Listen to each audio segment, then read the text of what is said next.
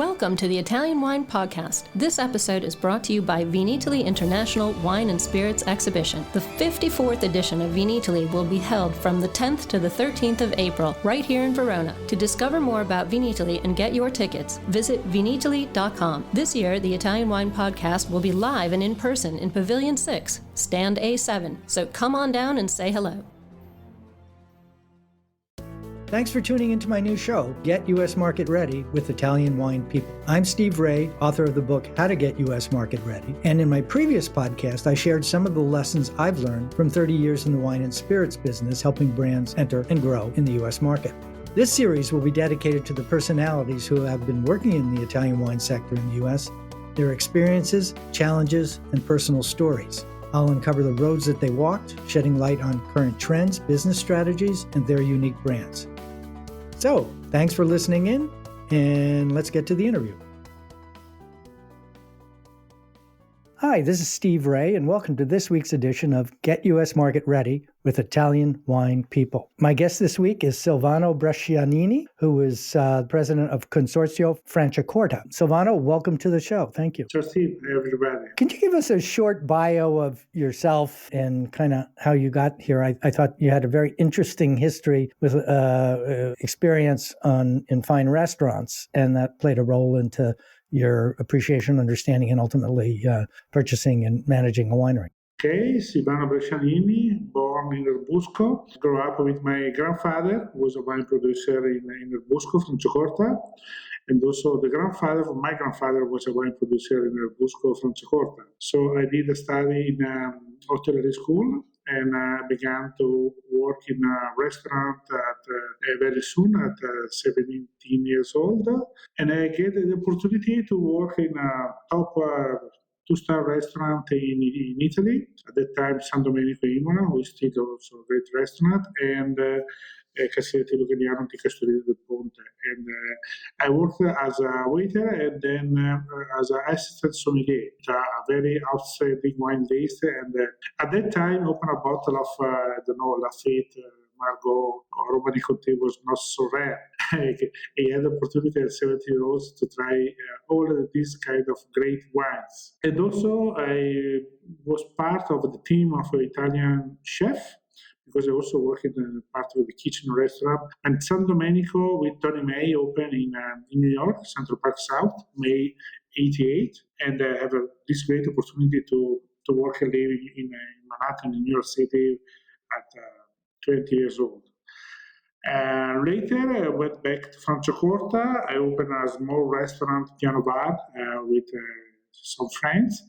And in 1993, was part of the team of businessmen who bought the Barone Pizzini winery from the Barone.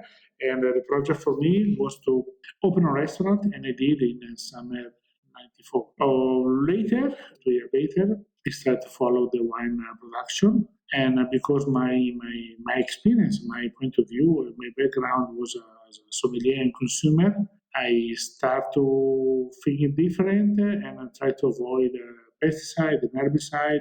And in 98, I started to produce organic wine in Franciacorta, and Pizzini became the first winery to produce organic Franciacorta. Did you have any anticipation that producing organic wines and then all that's since followed, sustainability, biodynamics, and all that kind of stuff, was going to become that important in the world of fine wine back then? Absolutely, for many reasons. First of all, because now we have knowledge. In the 90s, the information about how working organic, how to do better was not so deep. Right now, we have experience all over, not only in Italy, north and south, but in Europe and all over the world. Second reason, the feeling of the winemaker and the producer are different. It's possible and it's important to work more sustainable and take care about not only avoid to spray pesticide or herbicide, but at the same time work in order to keep the richness for biodiversity into the vineyard. That's the key point. And today we also need to be sustainable in terms of the people who work into the vineyard as well, of course, and the CO2 impact. Save energy, save water, and avoid pesticide. It's a little bit more complex, but not impossible. Yeah, well, it's gone from not impossible to certainly not necessarily not common, but pretty common now, and certainly on the using the word sustainable, which has less or fewer restrictions legally. A lot of people are certainly leaning in that direction.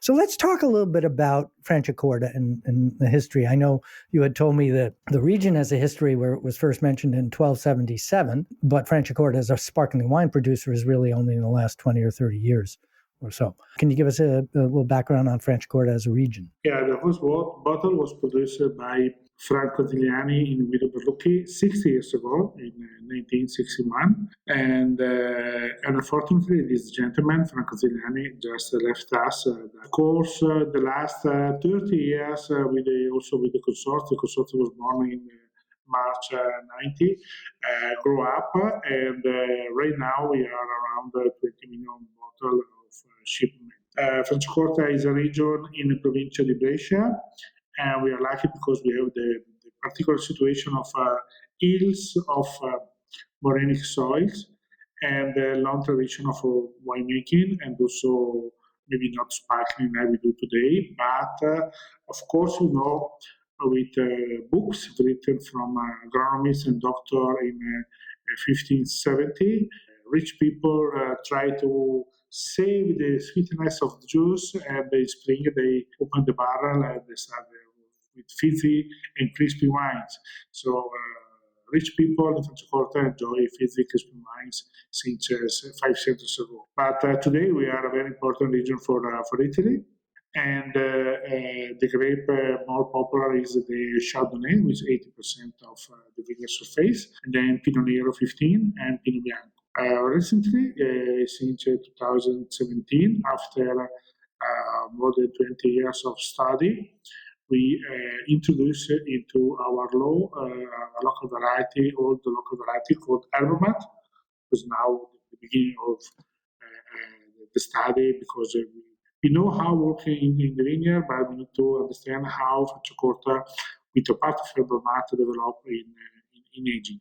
Okay, point I want to make early on, I've been watching the sparkling wine industry in the U.S. for more than 30 years, and I've been very impressed by the impact that Prosecco has had on the U.S. You know, it used to be 90% or some large percentage of the sparkling wine sales in the United States happened in November and December, the fourth quarter. Sparkling wine, aka champagne, is always thought of as a celebratory wine, not necessarily served with food, but, kind of a separate celebratory thing. Prosecco has completely taken over the U.S., not only Prosecco on its own, but also the concept of the spritz, Aperol spritz, which, we think is a wonderful invention from Italy, almost as good as pizza, probably goes well with pizza too, and has allowed Americans to think about sparkling wine, and maybe new generations of Americans too, not old people like me, but think about sparkling wine as a food wine as opposed to just a celebratory wine.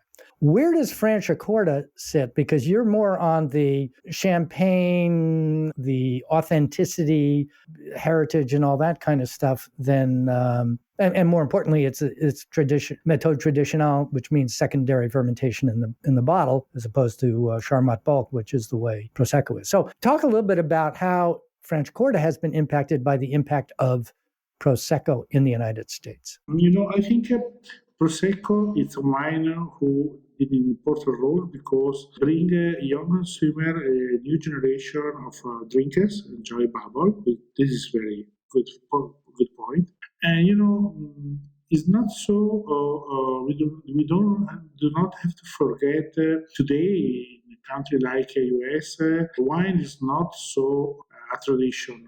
It's something different. People like me, I grew up in a family where we produce wine, and since the beginning of my life, a bottle of wine was always on the table, lunch and dinner every day. Today, new generation, even in Italy, they don't have this experience. Wine is something new, and Prosecco bring a new generation enjoy bubble, enjoy wine, and this is perfect.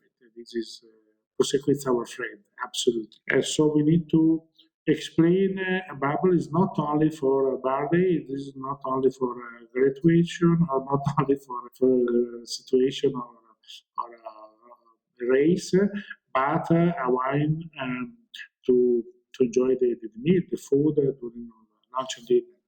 And I think we are lucky because today bubble are very, very popular. The consumption is growing and the interesting is growing as well. Prosecco is perfect to introduce, but the second step is to start to look at wine with more complex, more texture, more deeper, and more like champagne, of course, but also as well I like Franciacorta. So at the end of the day, we are myself. I believe Prosecco is a very good friend, and it's a good wine, of course. And the role of Prosecco to open the door with a new consumer, it's extremely important also for Italian wine.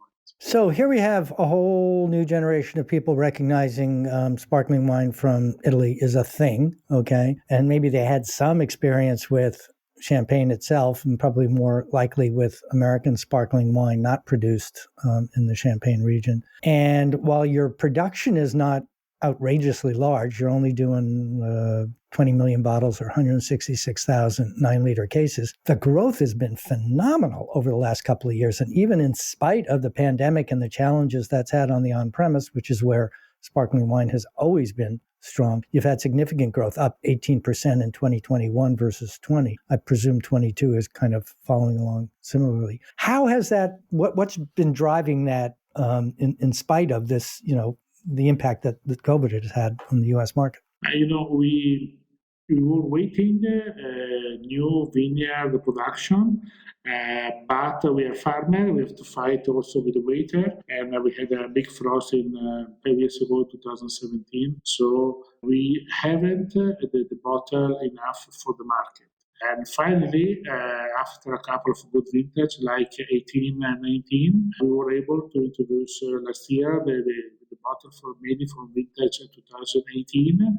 So and we finally have a possibility to open new market and send more cases into the US, Japan, and other market. We grew up, especially last year, also because in Italy, after the COVID, the first quarter was a red zone with the restaurant closed. But when we opened in May and June, everybody want to rediscover the joy of meeting people, gathering together, enjoy a nice bottle. So we had a fantastic year. So unfortunately, right now we are talking during a war in Europe, so it's crazy, and everybody's scared here because we don't know what happened, but for sure nothing good. It's a very bad situation in Europe. You are compared a lot, Franciacorta is compared a lot to Trento DOC, because for a couple of reasons. One, you're using some of the same varietals or traditional varietals. You're doing the secondary fermentation in the bottle, using mechanical riddling and so forth. But basically, the comparison ends there. Can you explain to me what the difference is between Franciacorta and Trento DOC, which are both Italian producers? I believe the main difference are into the vineyard. Especially because here we grew up a vineyard in a Goya style, and often with 5,000 or 6,000 vine per hectare, and some producers also 10,000. In Trento, they use the pergola system with lower number of vine per hectare and higher production. Also for the production per hectare, because here we produce 65 hectoliters, and in Trento, if I remember correct, it's more because it's 70% to 150, it could be 80 or 30% more. And also the soil, of course, are different, not elevation, because elevation is very similar. Franciacorta is around 200 to 300 meters on the soil level, and as well Trento is very, very similar. But the soil here, we have two kinds of soil, mainly morenic, but also the soil older from the limestone left from the sea. And in Trento, the soil is more by the erosion of the Alps and the mountain they have on the back. So this is the main difference between the region. Another region here we have another main difference. We have 121 producers, mainly are wine grower, so 99% of the producers here also produce wine, produce grape, have the vineyard, do all the chain, starting to pruning to the disgorgement. In Trento, there is some big player as a cooperative and one very, very, very big player. So it's different situation, but the main difference for sure are into the vineyard, how many bottles we can produce per hectare, which is 20-30% less in Franciacorta, and as well the minimum aging in the bottle, which for the non-vintage brut in Franciacorta 18 months and in Trento are 15. So one of the questions I have is about the awareness of Franciacorta in the United States. Have you guys done any research, or has any research been done that you're aware of that speaks to the awareness of Franciacorta sparkling wines in the United States? Not yet. Probably it's too early. As Italians, we are lucky because we have the great Italian restaurant all over the US, and of course Italian food and Italian restaurant are the first ambassador of Italian wines, or even from Franciacorta, of course. Today, we are a small region, a small market, the export is small, and even the US, we are at the beginning of the history. We did a couple of events in 18 and 19. We were near to increase the event into the US market and increase the activity, but after the COVID arrived. And right now we probably restart with new events in June, probably in New York. And we are waiting to be able to go back on the market and meet our friend from restaurant. Well, we welcome the visit. So one of the things I've seen is that Franciacorta certainly has awareness and been embraced by the sommelier community. Sommelier community has been hit hard because of COVID and so forth. And so the challenge, as I understand it, is now focusing on consumer awareness and interest. Can you talk about some of the programs that you plan to be running in the U.S. in the next year or so? Yeah, sommelier already, and one expert already knows Franciacorta. What we need to do today is do better communication to the market for the consumer. We just start with a new PR agency, WebPass, and normally we try to first of all to bring people, journalists and sommelier to visit Franciacorta, which is the better choice because if you can visit the vineyard and the winery, it's always better. But at the same time, do event and occasion in order to introduce Franciacorta in a nice occasion like we did last year with the Emmys Awards in Los Angeles. But as well, we have a different partnership with the fashion brand, Italian fashion brand, because we are also partnering here in Milano with the Camera della Moda, who is the institution who organized the Fashion Week in Milano. So partnership with everything is the top quality, top brand, top luxury brand from Italy. We try to partnership and do activity together, mixing fashion, high quality product, and when it's possible, also arts and culture. So there's a budding or growing thing in Milano called Milano Wine Week. Have you guys participated in that? And how impactful do you think that is on your business in Italy? And then what impact might it have in the U.S.? Yes, we participate in Milano Wine Week since the beginning with the different kind of events. The main one is to collaborate with a restaurant in an area in Milano called Brera. So in this part of Milano, which is in the center, restaurant often offer to the customer a special selection of Franciacorta by the glass during the week, of course. And we are doing at the Milano Wine Week some different seminar in order to present the different style of Franciacorta, the Satin, the Rosé, the Zero Dosage.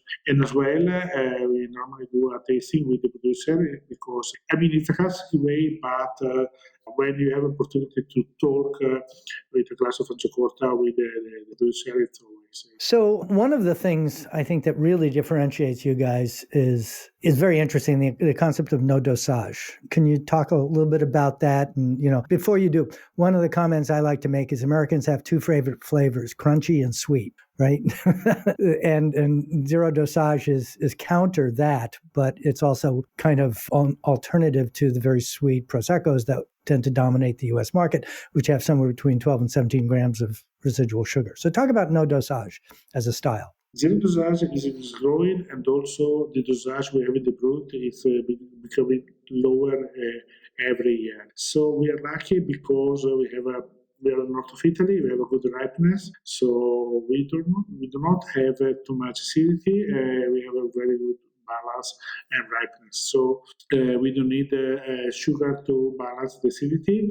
And in the last 40, 30, 40, 50 years, we developed a culture about sparkling winemaking. Sparkling winemaking is not, I know it is not easy to explain, but we do not produce wine and then we add fermentation to get the bubble. White wine winemaking is completely different than sparkling winemaking. You need to, especially during the press, the first hour after harvest, we need to take care to not crush the berry and to separate the juice inside. So after years and years of experience, now we have a very good knowledge, and we are able to produce a pure wine and avoid to extract any bitterness and any bitterness. So at the end of the day, our dosage of sugar are very, very low just because we don't need it.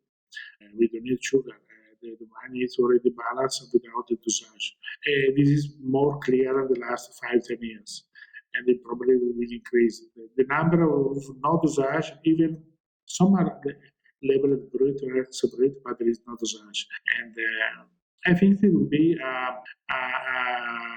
an important support for our wine in the future, because if you are balanced already without use sugar, it will be better for everybody. Okay, so it's a point of difference, as I like to phrase it. It's a point of difference that makes a difference. It also changes the wine consumption experience. I mean, if you take out sugar or don't add sugar in the concept of no dosage, it changes the flavor experience of the wine. How does that impact wine with food? No dosage sparkling wine from Franciacorta versus bruts or extra dries or things that might be more common in the United States.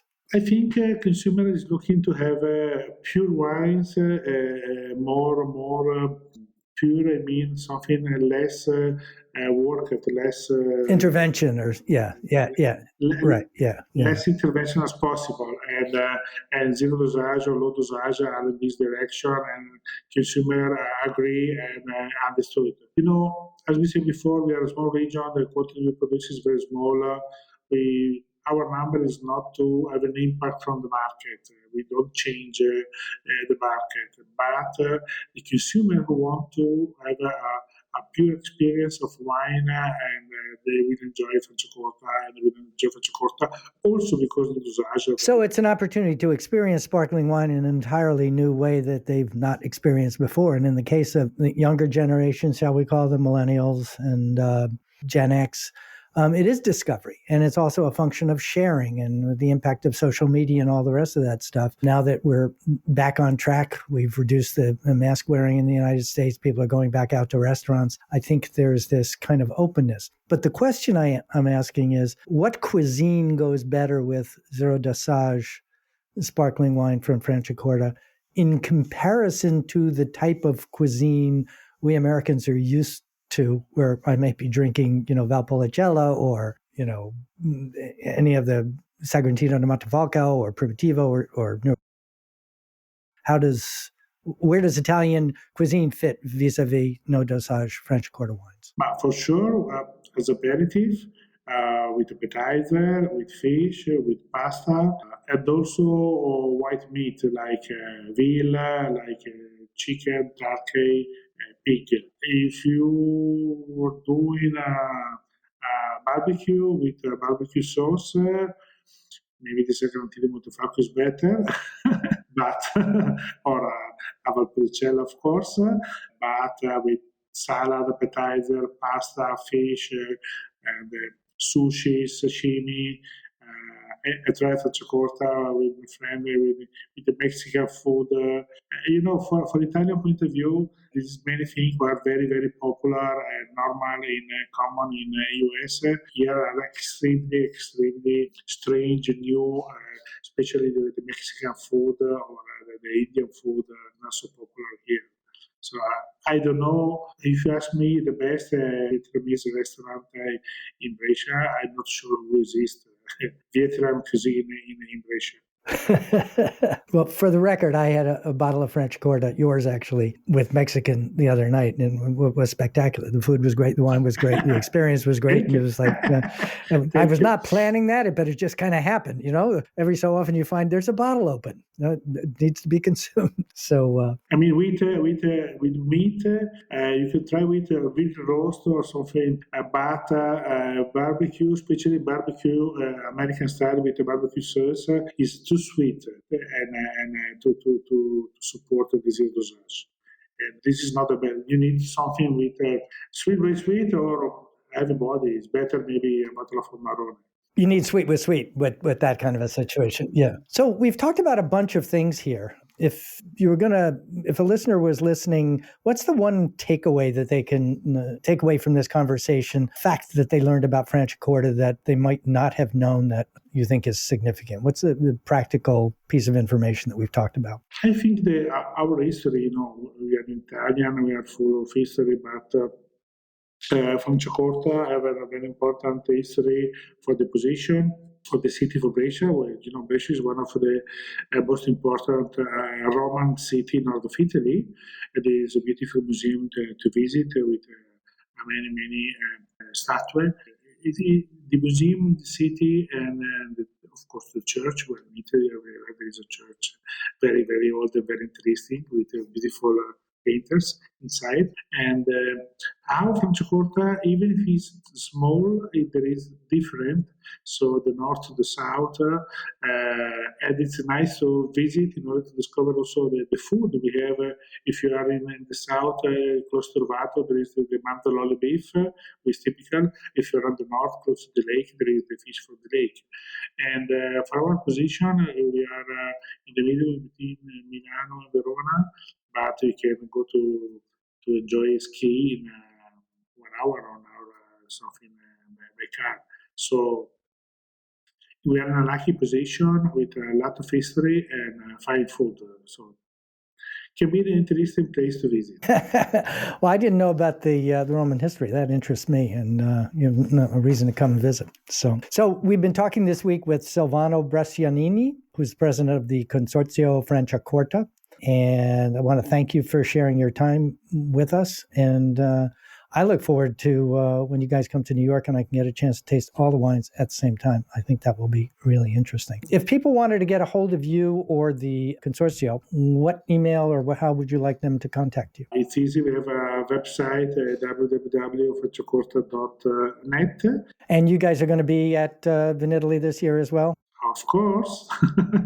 Absolutely. So I will be there as well, and I'll be stopping by. One of my favorite experiences in Italy is the first day of Vinitaly and the chaos that's outside the doors of the Pala Expo, which is just this mass of people. And I've found a little secret that if you go along the wall all the way on the right, you can sneak your way in front of like 1,000 people really quickly. Don't say the podcast. It will be no more secret. There you go. All right. Thank you again to Silvano. This is Steve Raye. Thank you for listening to this week's edition of Get U.S. Market Ready with Italian Wine People. And please join us again next week. We're going to have another fascinating interview with somebody involved in the Italian wine industry. Thank you all. Thanks for listening to this episode of the Italian Wine Podcast, brought to you by Vinitaly International Wine and Spirits Exhibition, the biggest drinks trade fair in the world. For more information about Vinitaly and tickets, visit vinitaly.com. And remember to subscribe to Italian Wine Podcast and catch us on SoundCloud, Spotify, and wherever you get your pods. You can also find us at italianwinepodcast.com.